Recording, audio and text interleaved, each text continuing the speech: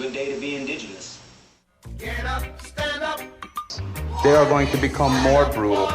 Cody Cup, hitting the cut again. Because all the hippies were trying to be Indians anyway. They're going to become more repressive because it's a matter of dollars and their illusionary concepts of power.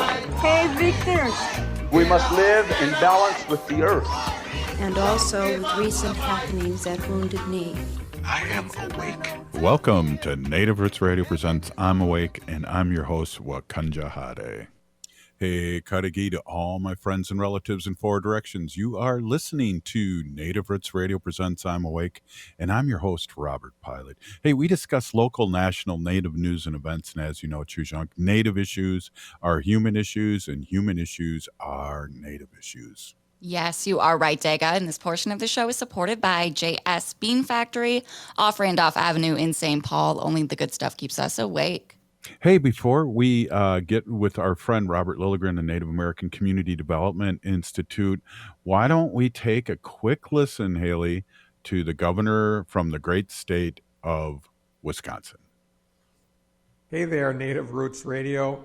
Governor Tony Evers here with my weekly update. Wisconsinites will now be able to save thousands of dollars on energy efficiency upgrades to their homes thanks to the launch of the new Home Efficiency Rebate Program. Wisconsin is the first state in the nation to launch this new program that will deliver thousands of dollars in rebates to households and multifamily buildings undertaking whole home energy saving improvements. We also announced that Wisconsin received federal approval for our home electrification and appliance rebate program application, meaning Wisconsin residents will soon be able to access instant discounts on purchases of efficient electric home appliances and equipment. These programs will go a long way in lowering costs for important energy efficiency and clean energy upgrades for households here in Wisconsin, all while saving folks and families up to $1 billion every year in energy costs and supporting nearly 50,000 jobs. This is proof that we don't have to choose between protecting the environment and economic development and creating jobs. We can, and we're doing both. We have been glad for the tremendous partnership between the Public Service Commission of Wisconsin and Focus on Energy, as well as the leadership of President Biden and the entire Biden-Harris administration to support these and other important clean energy efforts. Building a brighter, stronger, cleaner energy future starts right at home, and I look forward to seeing how these programs will lighten costs for folks and families across the state. Learn more about how to get home energy assessment and taking advantage of rebates to support your home energy projects by going to focusonenergy.com. Thank you. Back to you, Robert, and Native Roots Radio. Well, hey, we just love our updates from our sister state or cousin state, Wisconsin. And Haley and I were in Eau Claire yesterday, as you all know, that listened to the show. And we could not believe, and we shouldn't say this, but he got an unbelievable response from the crowd. It was just beautiful to hear. He probably got one of the biggest applause next to Walz and Vice President Harris. It was amazing, and it was great to experience, Haley. Yeah, Governor Evers really does care about people and his constituents of the state of Wisconsin. And yeah, we just thank him for all the great work that he's done. Hey, we have our friend Robert Lilligren on, and long time no talk, Robert. Lots happened since you've been on the air, and all three of us are wearing the same shirt. I just wanted to... I like it. Democracy is indigenous. It says vote. That's right.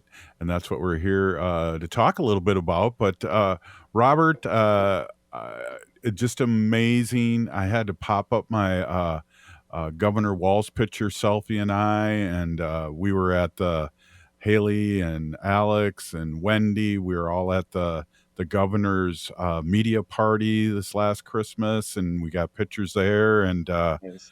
we're just stoked. I mean, what you have a lot different insight or better insight than us, but I just like what the press is talking about and how they're promoting our governor here in Minnesota to the world. I love it. Yeah, and I love how many people from Minnesota or across the country even, but are fishing out their old photos with Governor Walz. And posting them on social media. I just think that really is a visual show of support, right? Of I'm supporting this ticket, and I just couldn't be happier or more thrilled. And I will say this: I was up on the beautiful North Shore of Lake Superior when it was announced that President Biden was, after his brilliant career, stepping aside, making space for a next generation candidate like Harris. And the first thing I thought was, wow, Governor Walz would make a great running mate for Kamala Harris. And I kept promoting this paper. I was like, oh, no way. We're from a blue state that's going for Mm-hmm. Harris anyway. We don't bring that many electoral votes. And I just said, nope, that's an image. Walls behind Harris that I think would bring a lot of undecided voters to support the ticket. Yeah, well, I'm kind of a dum-dum. I was in shock. I had no clue. I didn't think because of the blue state, and I thought Shapiro and he has some baggage. And the more we find out about our governor, the more I love him. I did not know I was interviewed on a national native radio show, and I could have added that his first teaching job was at Pine Ridge. His first teaching job was in Pine Ridge, so he has long-term, authentic relationships with the Native community. As you guys will recall, Governor Walz and Lieutenant Governor Flanagan, our whiter sister, kicked off their campaign, launched it at the Minneapolis American Indian Center, Mhm. their very first campaign. I really think that Walz and Flanagan administration have taken an incredible approach to sort of co-governing. And it was even several days before Walz was announced. You saw these kind of bubbles coming out of the Harris campaign. One of them was she was seeking a running mate that had executive experience in the government. So that kind of eliminated, a governor is exactly that, right? And then Mhm. this word popped up in a couple, 3 places that I saw where she was looking for a governing partner, she said. And that for me so beautifully echoed how Waltz and Flanagan would talk about their co-governing relationship when they were Mhm. campaigning, when they were in office. And I thought, that's Waltz. That's Waltz talking through the campaign here. And so I wasn't surprised. I kept up till moments before. I kept telling my friends, "It's him. It's Waltz. It's him. I know it's him." And so I'm just thrilled. Well, it was funny too. Somebody sent me I think it was from X, that there were all these Secret Service cars going to the mansion, which is a few blocks from my house, because they're not in the governor's mansion on Summit. They're in the president's office at the University of Minnesota over here. And I Right, went, oh, wow, that's amazing. And it was just like a 3-second video of all these cars, right, Secret Service cars that look like rolling out there. And I went, oh, wow, could this be? right. So, as folks from outside Minnesota probably don't know, they're renovating the governor's mansion in St. Paul, right? So he's got a temporary residence, and I saw that footage too popping up on social media. And these days, you just never know. So I didn't retweet that or repost that because I thought, is that going on? Because he's not there, right? So, but I'm sure now we'll see a lot more Secret Service presence around our Mhm. state. Well, we were talking a little bit about today when I saw you earlier. We were talking a little bit about no makeup and no teleprompter Right, and no stocks. We right, didn't talk about that, but that's something that the right wing want to. He has his teaching retirement, but he was in Congress that helped pass a bill that these congressmen cannot get rich on inside information. right. Nope, he's just such an authentic and ethical guy. The joke is he's the only one on the top party tickets that isn't wearing makeup, which I think is hilarious. And he's just decent, right? He's a decent Yeah. guy, trying to do good for the communities, and he's so authentic, and I can tell the rest of the country is picking up on that very, very quickly. Well, we got to take a quick break, but I want to talk more about this because there's so much to unwrap and also talk about the great work that Native American Community Development Institute's doing here. And so we got a lot to talk about, Robert. All right. We'll be right back. This is Native Roots Radio. Unwanted sexting or photos, inappropriate jokes, even tickling or wrestling can feel like a violation. Catcalling, cornering, or groping, getting them drunk or high for sex. Recording sexual acts without permission. Hurting someone because of their sexual orientation. Raping a family member, a child, a date, a friend, a stranger. Purchasing a human being for sex. You make the choice every single time. Sexual violence is many things. Make a choice. Do not do it. Sponsored by the Minnesota Indian Women's Sexual Assault Coalition. The city of Minneapolis is now on Native Roots Radio with Minneapolis AIR. AIR stands for American Indian Relations. Guest host Christine McDonald talks to people about important things affecting the city's Native communities. Minneapolis AIR dives into topics like public safety, public health, elections, and so much more. Tune in to Minneapolis AIR on Native Roots Radio from 5 to 6 p.m. on the second Wednesday of every month, right here on AM 950. J&S Bean Factory is a Native-owned, community-supported, cozy, artsy coffee shop which offers roasted on-site beans, live music, and baked goods. Relax in the beautiful outside patio. City Pages writes, voted top 10 coffee shops. Tucked into a quiet corner of St. Paul's Highland Park neighborhood, this coffee shop roasts beans on-site from the best coffee-growing countries in the world. Located at 1518 Randolph Avenue, St. Paul. The good stuff. You may have seen a certain truck in videos being shared on social media. How about the truth? I have yet to see any video of that truck outperforming the Toyota Sienna from Rudy Luther Toyota. I've driven Sienna since 2006. They handle the highways great, handle back roads, and handle 3 inches of snow a lot easier than the so-called super truck. Plus, my Sienna Hybrid is super fuel efficient, tows great, has enough room for tons of gear, and doesn't look like it was drawn by a 6-year-old. Sienna wins! Test drive the top of its class Sienna today at Rudy Luther Toyota, 394 and 169 in Golden Valley. Hi, I'm Jane Fonda, and you're listening to Native Roots Radio. And we're back to Native Roots Radio presents I'm Awakened. This is Robert Pilot. This portion of the show is supported by Native American Community Development Institute, or NACDI, with Make Voting a Tradition.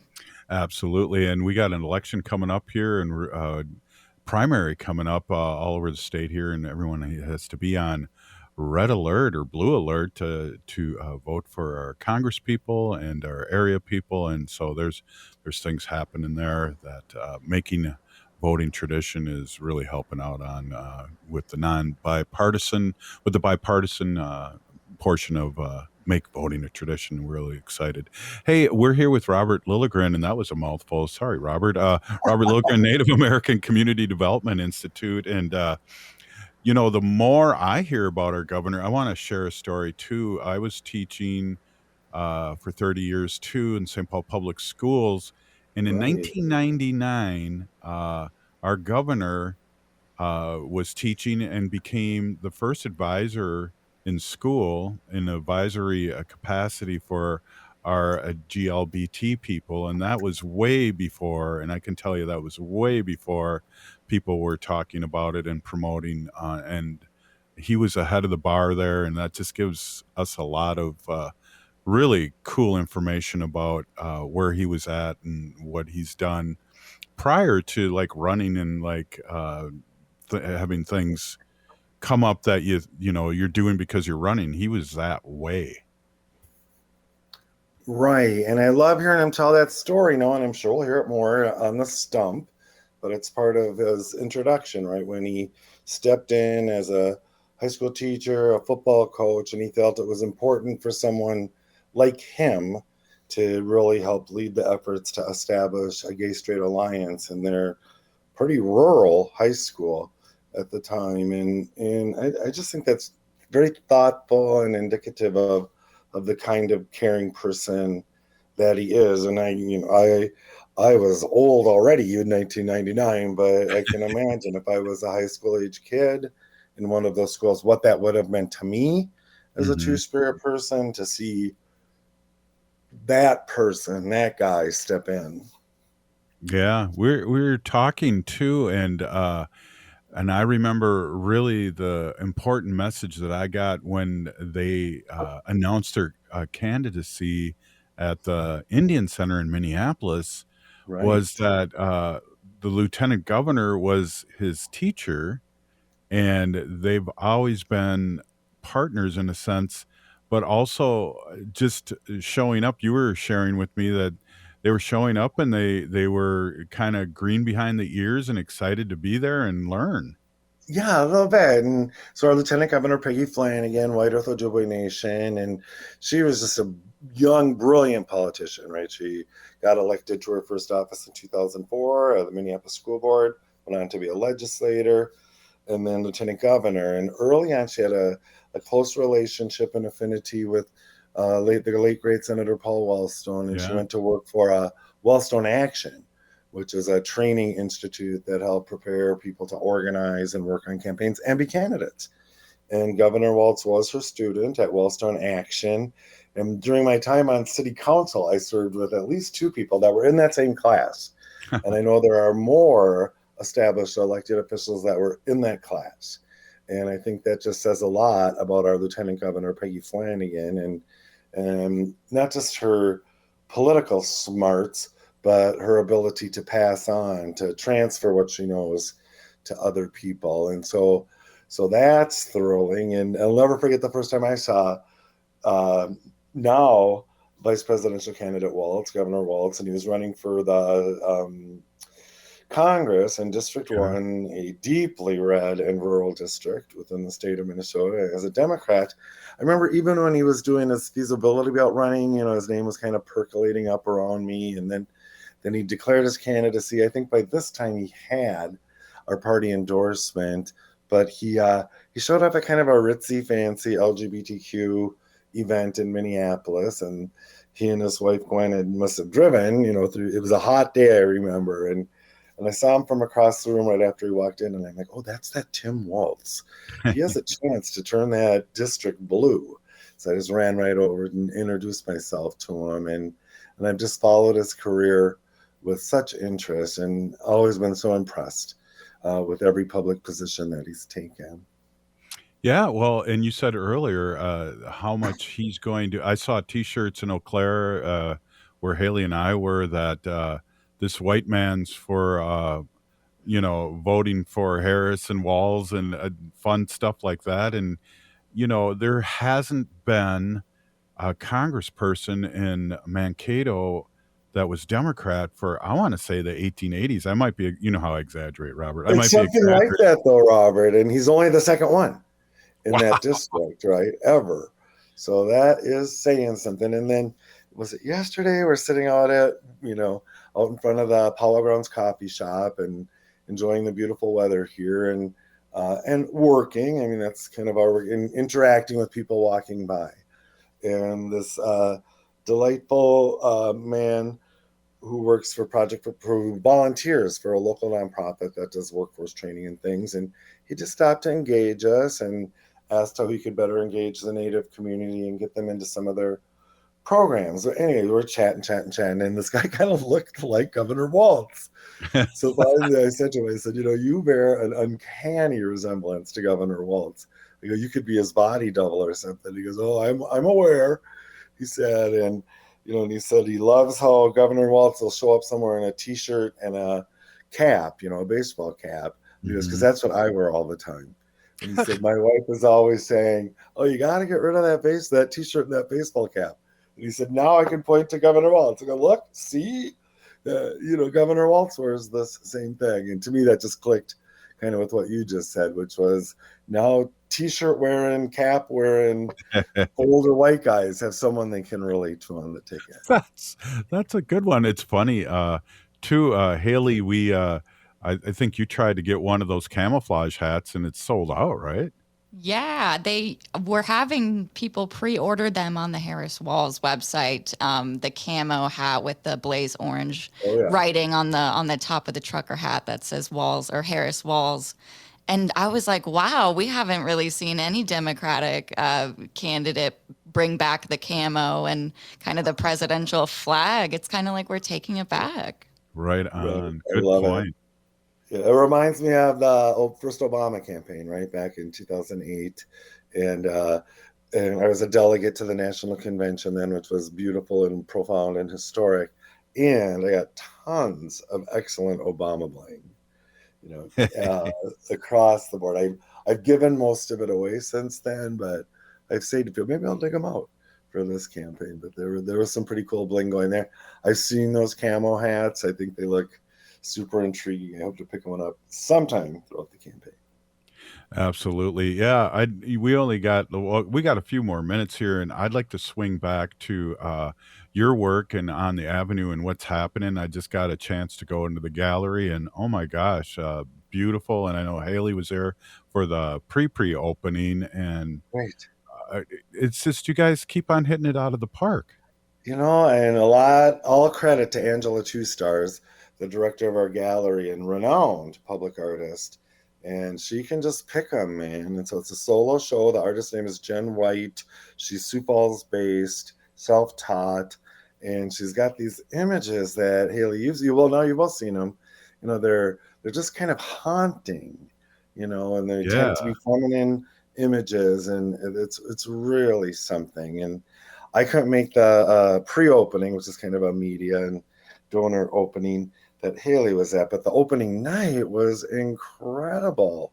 And it was, we had a great kind of girl punk band, and we had Trickster Tacos, and we were able to sit outside because the weather was so beautiful, and this impressive show. And it was, Haley's too young to remember this term, but Robert will get it. It reminded me of sort of from the 60s, a happening. Yeah. Happenings. And it was so cool. Yeah, definitely. Haley, you were there, amazing, and got to talk to the artist too. Oh, yeah. Jennifer White is amazing and just completely so authentic. She's so fun to talk to. And she just is really, proud, but also humble about her work. And she's self-taught. And, it really takes true talent, creator-given talent to do what she does. So I just applaud her. And everyone should go check that exhibit out. I agree. And well put, Haley. And I can't remember the date. It's in September. We usually have an artist talk or some kind of artist engagement event. And she'll be doing live painting at that event. And that's one of the things that she does a lot. And I agree with you, Haley. She's so authentic, a little irreverent, and which I love. She gave me a nickname, which I'm not going to share on the air. But when I see her in person sometime, I'll share with you. But her irreverence is refreshing. Awesome. Very And much. then, of course, today we still have the Four Sisters Market, which was just beautiful. And Annie Humphrey was there, and she has, I want to say, a clean voice. It's so clear, and it was such a beautiful day, and to listen to that music. Yeah, it was kind of a little happening as well at the Four Sisters Farmers Market on the American Indian Cultural Corridor. Annie Humphrey was incredible. I was really surprised that we were able to secure her to perform at the market. But I love what you said about the clarity of your voice, because it's clear to hear, but her message is clear too. Right. She's a really clear musician. Well, Robert, thank you so much. And thanks for enjoying the excitement with us and our listeners. It's so important, and we got to keep the ball rolling. Right. And vote. Right on. We got a primary coming up here on the 13th, and we'll talk a little bit more on the next segment. Thanks again, Robert Lilligren, Native American Community Development Institute. Hoa.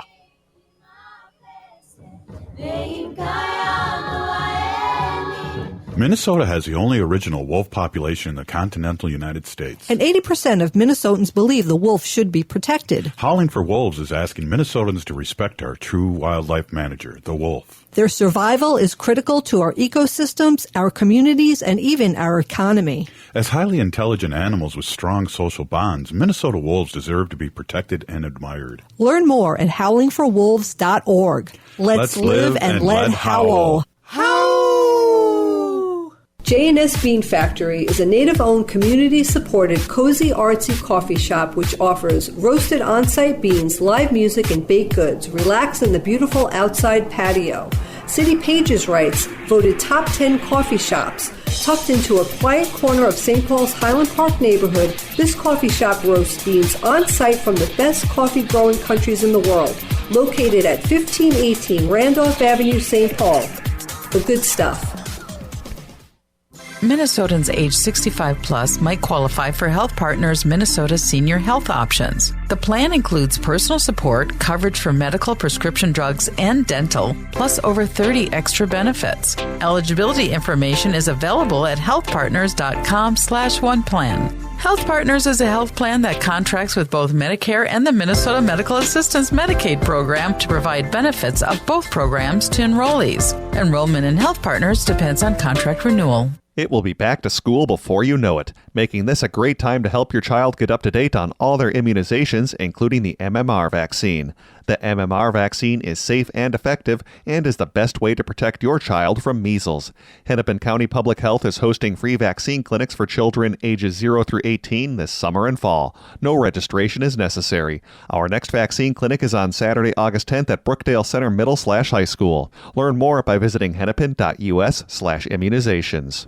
The Democratic National Convention is in Chicago, Monday, August 19th through Thursday, August 22nd. And the world will be watching and listening right here on KTNF 950 AM. The Devil's Advocates will bring you gavel-to-gavel anchored coverage all week in prime time, featuring the biggest political stars, all the important speeches, meet the vice presidential nominee, Kamala Harris's acceptance speech, and all the insight all week from the Devil's Advocates, live from the United Center, August 19th through 22nd.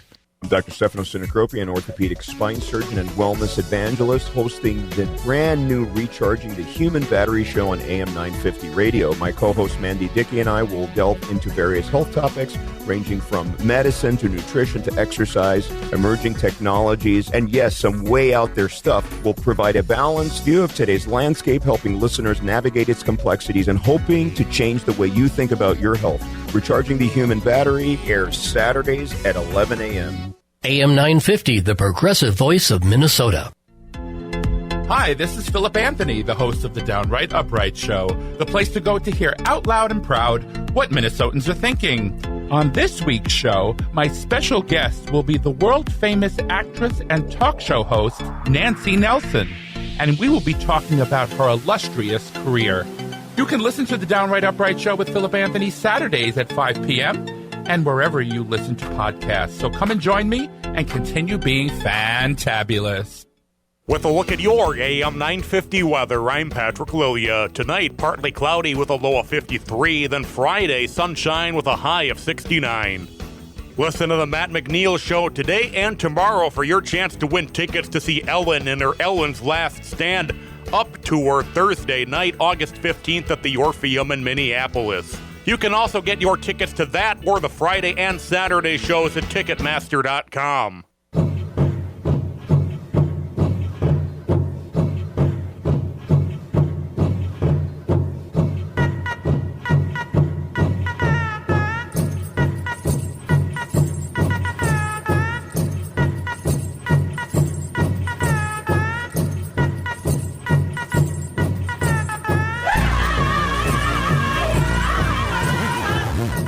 Welcome back to Native Roots Radio presents I'm Awake, and this is Robert Pilot.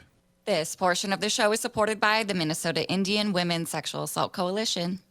Hey, Haley, we got the election coming up here, the primary next week on the 13th. I just wanted to mention that. And there's some major primary races, including Ilham Omar versus Don Samuels to represent the Democratic Party in the Minnesota 5th Congressional District, and Royce White and Joe Frazier to represent the Republican nominees for Minnesota State Senator.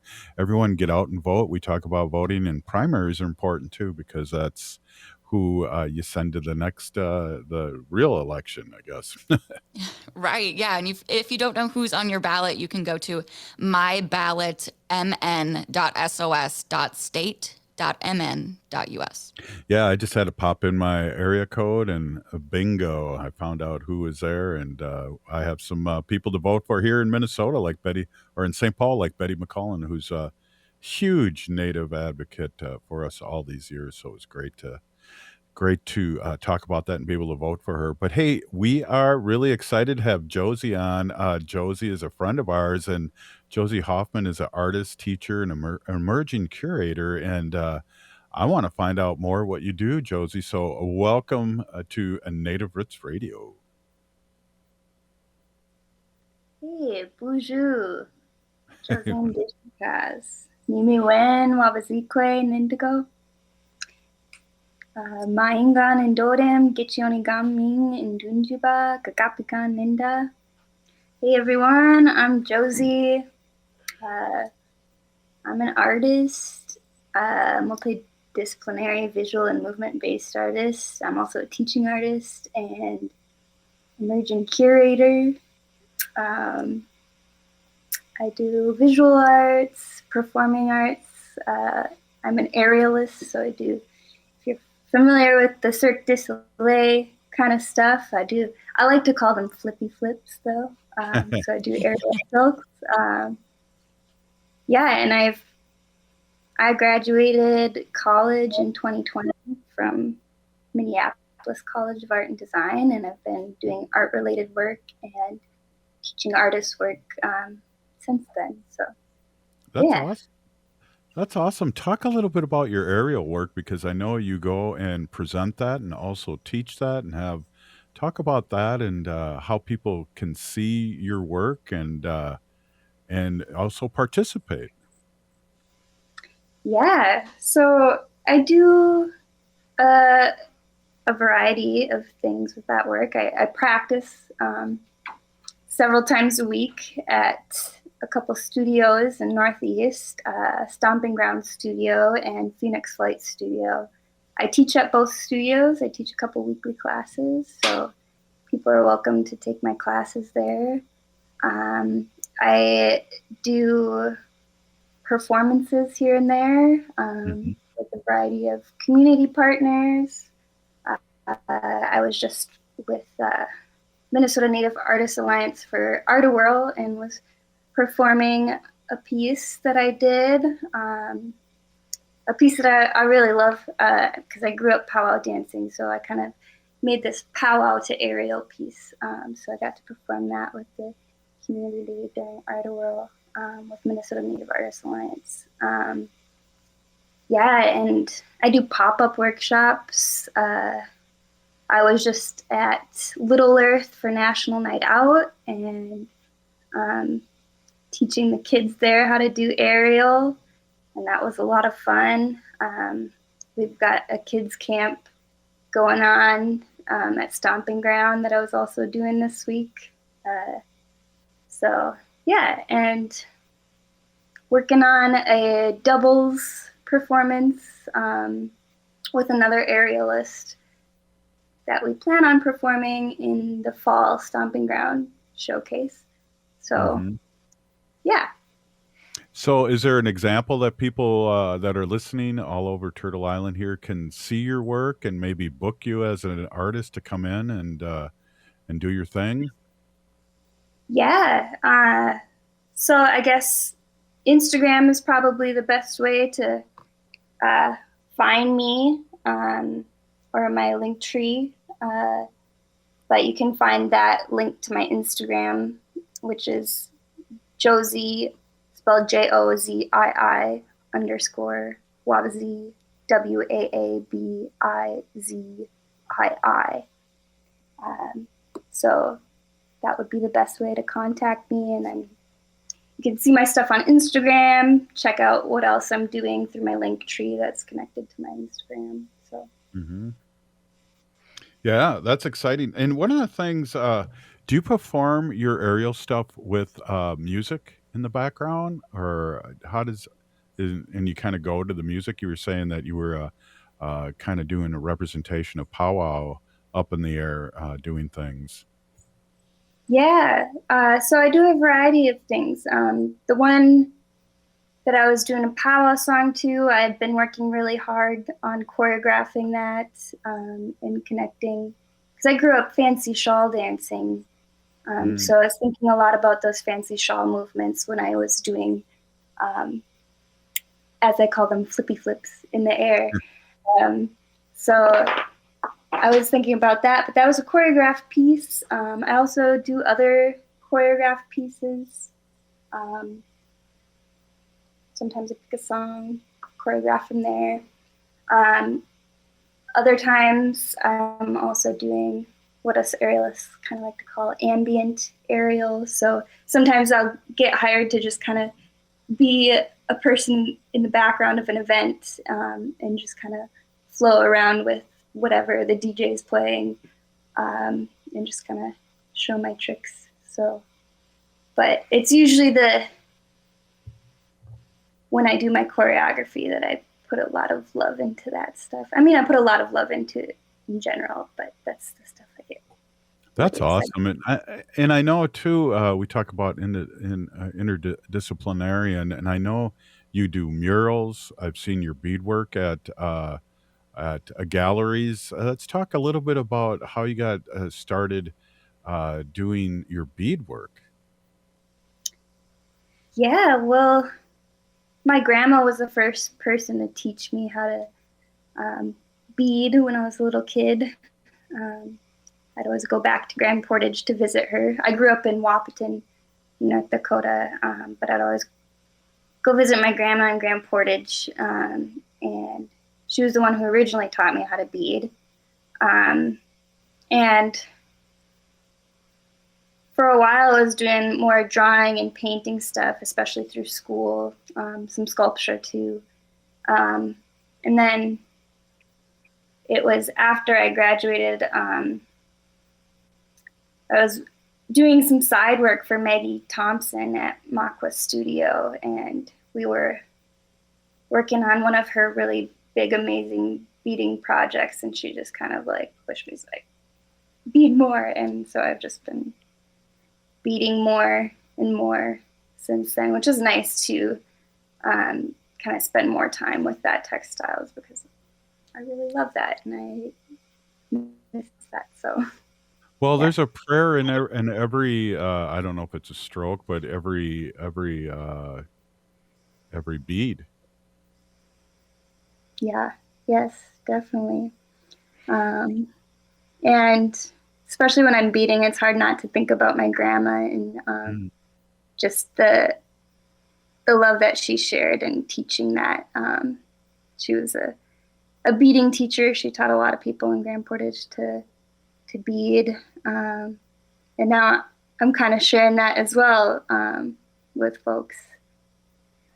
So. Yeah, that's awesome. Yeah, that's awesome. And I know you have some murals around the cities too. Talk about your art there. That's very cool. Do you put it on pen to paper and then copy it, or do you how do you do your murals, and where are they? Well, it kind of depends what the project is. I've got a couple murals at Arts and Rec in Uptown. I had a couple ideas in mind and just put some drawings up. One was more abstract, and I was just going with it, and the other one was more planned, where I was doing florals, and they're both facing each other. So if you check out Arts and Rec in Uptown, I got that. A couple other murals I've done have been in collaboration with Native Youth Arts Collective. Cool. So one of them was a street mural. Well, we did a couple actually. The one that I led was sweetgrass braids that went across Ogama Place at Little Earth. That one is pretty worn out now from just cars driving over it, but we're actually in the works of doing some more and kind of bringing it back. Native Youth Arts Collective at Little Earth has a whole bunch of art stuff planned and kind of beautifying Little Earth. That's in the works. What else? We've been in collaboration with McGizzy working on some murals there. Cool. What else have I done? I've also helped in restoration of a pretty at the Minneapolis American Indian Center, George Morrison's mural, the big cedar mural. So I was hired on with the Indian Center and Minnesota Arts Conservation Center. And we went through a whole restoration process when the Indian Center was doing their remodel. So, Wow. Hey, Josie, if anybody wants to see your work, that's give that out one more time before we let you go. We really appreciate and we love, promoting and talking to our new artists and newer artists and young artists here in the Twin Cities. yeah, so you can find me on Instagram, where my link tree is also connected to, and my Instagram handle is Josie, but spelled JOZII _ Wabazi WAABIZII. So great to see you, and a big peeny gigi for coming on, and we're going to have to do this again real soon. Yeah, me Gwitch. Great to see you, Robert. Right on. Hey, we'll be right back. This is Native Roots Radio presents I'm Awake. Hey, it's Robert Pilot from Native Roots Radio here to tell you about the best window contractor in Minnesota, 952 Windows. Here's why I trust them in my home projects. 952 Windows is a part of Loyal Home, founded by former window light workers known for their ethics and quality. It's a top-notch remodeling company that's been flying under the radar for too long. They've even sold to competitors' employees who want top-tier quality for their homes. For the best in windows and doors, have 952 Windows take care of your next project. They offer the longest warranties and were rated Energy Star's most efficient in windows and doors. Believe me, I've known the owner for decades, so I can vouch for their excellence. They're not just about windows either. They're your go-to for roofing, siding, kitchens, bathrooms, and more. Plus, they've got you covered on onyx bath and rosebud cabinets. Trust me, you won't regret giving them a call at 952 Windows or 952windows.com. Bonjour, hello. My name is Wabin. I am an enrolled member of the White Earth Nation, descendant of the Navajo Nation, and co-chair of the Indigenous Employee Resource Group with the Minnesota Department of Transportation. MnDOT is hiring for a variety of positions from road maintenance to accounting and more. We offer great benefits. For more information or to set up a one-on-one resume and application assistance, visit mn.gov/careers, or you can text or call 612-257-2388. 612-257-2388. The city of Minneapolis is now on Native Roots Radio with Minneapolis AIR. AIR stands for American Indian Relations. Guest host Christine McDonald talks to people about important things affecting the city's Native communities. Minneapolis AIR dives into topics like public safety, public health, elections, and so much more. Tune in to Minneapolis AIR on Native Roots Radio from 5 to 6 p.m. on the second Wednesday of every month, right here on AM 950. Hi, this is Representative Sharice Davids from Kansas. I'm Ho Chunk, and you're listening to Native Roots Radio. And we're back to Native Roots Radio presents I'm Awake, and this is Robert Pilot. This portion of the show is supported by Howling for Wolves, protecting wolves for future generations. How is it that when we howl, my howl's higher than yours? That's a great question. We'll have to talk about that in our next program meeting. Yes.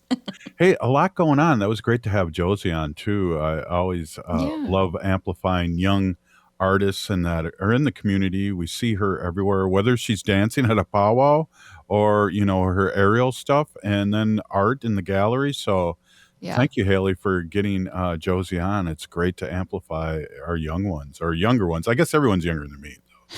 True. You're kind of like the baby elder. So yeah. But yeah, Josie's great. She's, one of the friendliest faces I've seen in community. And that aerial work, I mean, that takes a true athlete. I've never tried, but I've always kind of seen those videos of accidents, people falling down. It's got to take so much strength and core work to be able to do those moves up. I don't even know what you would call it, like the fabric that keeps them up in the air that they hang on. Right, like a bed sheet. Yeah, it's probably got a very specific name, but yeah. Right. Well, heck, I've always threatened Josie to come and do one, and I said no, I don't want to separate my back from my hip or anything like that. So, Right. because that does take a lot of upper body strength and, like you said, core, in which I have neither anymore. Well, some people just don't, it's hard to get going into those exercises. But yeah, I know Josie is also going to be curating a show, I believe, at All My Relations in this fall. So that'll be fun. We'll definitely have to go check out that exhibit.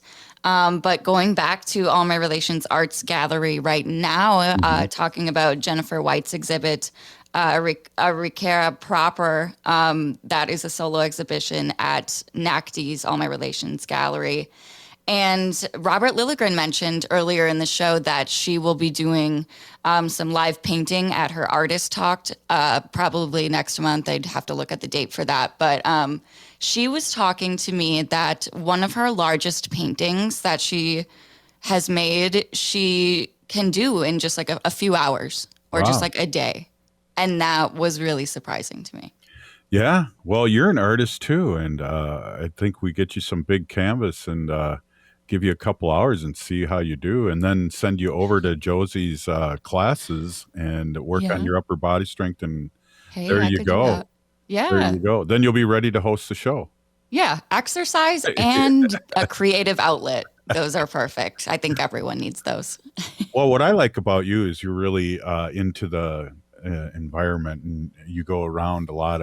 I see your posts. You're at beautiful, serene places, and they're all over the Twin Cities, and it's good to see. And that taking yourself back and finding serenity. That's where it's all about. And it took me many years to figure that out. So you're way ahead, Jujunk.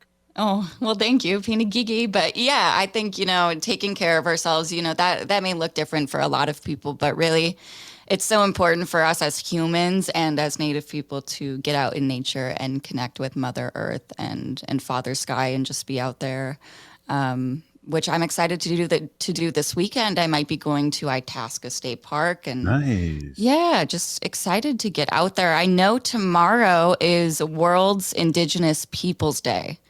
Right. And that's something we want to talk about. Indigenous people make up approximately 6.2% of the world's population, and yet they protect 80% of the world's biodiversity. So this is a post here from Owamni Yamni, which used to be, I believe, Friends of the Falls right here in Minneapolis. Yeah. Good call. Yes. Their post, they yet continue to face ongoing oppression and marginalization as Native people, including eviction from their ancestral homelands, restricted access to healthcare and education, and much more. To gain a better understanding of the importance of World's Indigenous Peoples Day, you can go to their Instagram page, Owamni Yamni, OWAMNIYOMNI. Wow.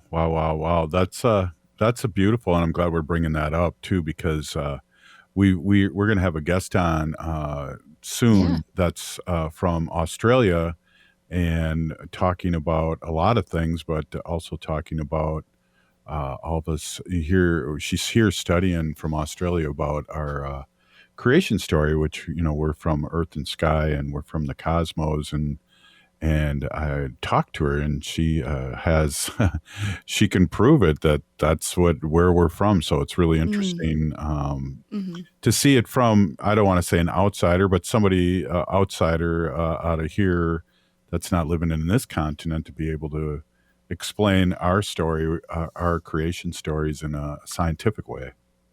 Right.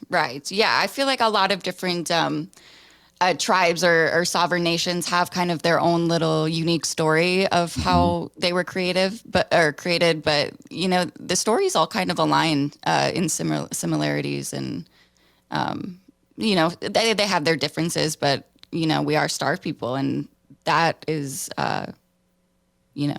well, Haley, comes across all the stories. The thing that I always like to talk about this is because I think people in general, because they don't know our history, want to say that we came over from, Alaska, when the bridge was there. And it's like, no, we came from here. So I think people try and tell that story, which is incorrect, about us coming over the bridge and coming here, is so incorrect, and it makes them feel better about stealing our land. Right. Because they want to make it seem like we're not from here either, but we are. Exactly. Yeah, I think Did the Ho-Chunk. Did I make sense saying that? I understood you. Yeah. Okay, cool. Yeah, the Ho-Chunk story. I didn't want to start the show all over again, but thank you. Okay. Oh wait, this is live. Yeah, well, isn't the Ho-Chunk origination story kind of off of the Green Bay coast of the Great Lake there? Yeah, and DeJob, which is Madison, we came from the red clay, and that makes a lot of sense, especially how this person we're going to have as a guest and somebody from Australia here in a couple of weeks talking about this. It's an amazing scientific fact that they'll be talking about that really brings that home from the stars.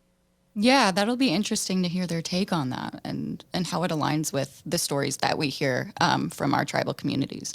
Yeah, definitely. And, they're not written down. We didn't write things down. We have a deep oral history. And so it's good to see, again, science matching with our histories. And it's very cool. Well, we were at the farmer's market today, which was awesome. Perfect day. And we got a picture with a bunch of Ho-Chunks there, some young ones there that we're really proud of, that are really stepping up. A couple guys that we ran into, along with a couple other girls that are Ho-Chunk and that are doing their thing with Dream of Wild Health.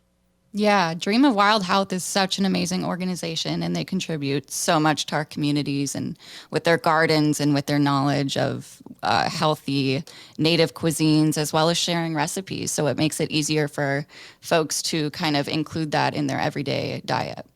Absolutely. Hey, and you know what? Really shocked here, Haley, but Shakopee Powwow is coming up next week. It is. And then the state fair, and yep. I'm not prepared. I'm not ready. Well, let's get ready, because it's going to be a fun time. Right on. Hey, Big Peony Gigi for a great show again. Haley, I just want to end the show with a couple thoughts. We are from Earth and stars and the sky. We're still here. We are the 7th generation.